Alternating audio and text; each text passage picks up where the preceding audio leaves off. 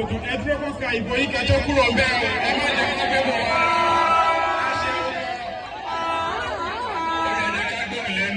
ọ̀nà wa ní agbára olúwa ní ìbò tó ń bọ̀ lọ́nà yìí gbàǹsà bí ìyá ọ̀tẹ̀gbẹ́ yẹn.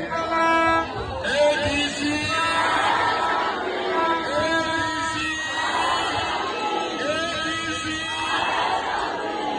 ní agbára ọlọ́run tó bá di March 11 ó ti dé tó ṣé PVC wá wà bí.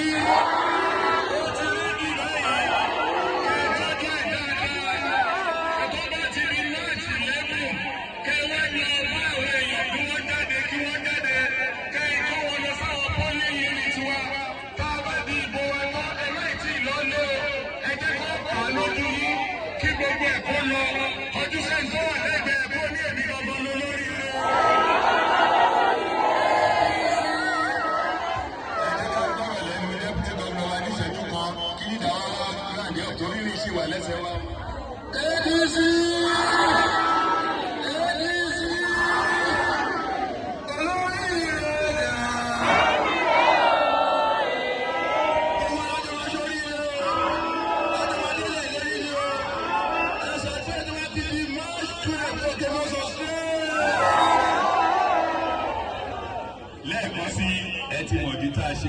We are here because of development of our state. It is not, we are not here on personal reasons.